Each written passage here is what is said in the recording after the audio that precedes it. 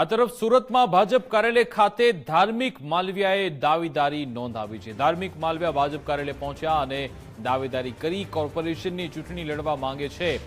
જો કે 2022માં તે આમ આદમી પાર્ટીમાંથી વિધાનસભા ચૂંટણી માટે ઉમેદવાર હતા। 2024માં ધાર્મિક માલવિયા આમ આદમી પાર્ટી છોડી ભાજપમાં જોડાઈ ગયા। હવે તેમને કોર્પોરેશનની ચૂંટણી લડવી છે। જો ભાજપ ધાર્મિક માલવિયાને ઉમેદવાર બનાવે તો ખરાખરીનો જંગ જોવા મળશે। પાટીદાર વિસ્તારમાં અહીંયા જોરદાર જંગ જોવા મળશે। ધાર્મિકભાઈ, આજે ફોર્મ ભર્યું છે દાવેદારી માટેનું, શા માટે અને હવે કઈ રીતે જો પસંદગી ઉતારવામાં આવે? સ્થાનિક સ્વરાજનું ઇલેક્શન આવી રહ્યું છે અને આજે પ્રદેશ ભાજપમાંથી નિરીક્ષકોની ટીમ જે પણ કાર્યકર્તાઓ સ્થાનિક સ્વરાજમાં ઉમેદવારી નોંધવા માંગતા હોય એમને સાંભળવા માટે આવ્યા છે। વોર્ડ નંબર 2માંથી મેં પણ મારી દાવેદારી નોંધાવી છે।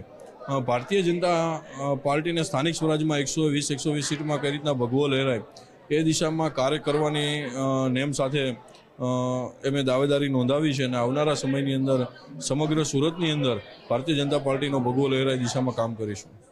ભાઈ, કયા વોર્ડમાંથી આપ દાવેદારી નોંધાવી રહ્યા છો અને સૌથી મહત્વની બાબત કે આપના ધર્મપત્ની પણ આપમાંથી કોર્પોરેટર રહી ચૂક્યા છે, તો શું આપના પત્ની પણ આપમાંથી આ વખતે ઇલેક્શન લડશે? એમના પાર્ટીની જે પણ પ્રક્રિયા છે પૂર્ણ થઈ ગઈ છે। એમને કોઈ દાવેદારી કરી નથી। સામાજિક અને પોતાના વકીલાતના વ્યવસાયમાં આગળ વધવા ઈચ્છી રહ્યા છે એટલે દિશામાં આગળ વધશે અને મેં મારી રાજકીય કારકિર્દીને આગળ વધારવા માટે થઈને વોર્ડ નંબર 2માં દાવેદારી કરી છે અને મેં કીધું એમ કે ભારતીય જનતા પાર્ટીનો સમગ્ર સુરતની 120 સીટ ઉપર કઈ રીતના ભગવો લહેરાય એ દિશામાં કાર્યરત બની અને અમારી કામગીરી કરીશું।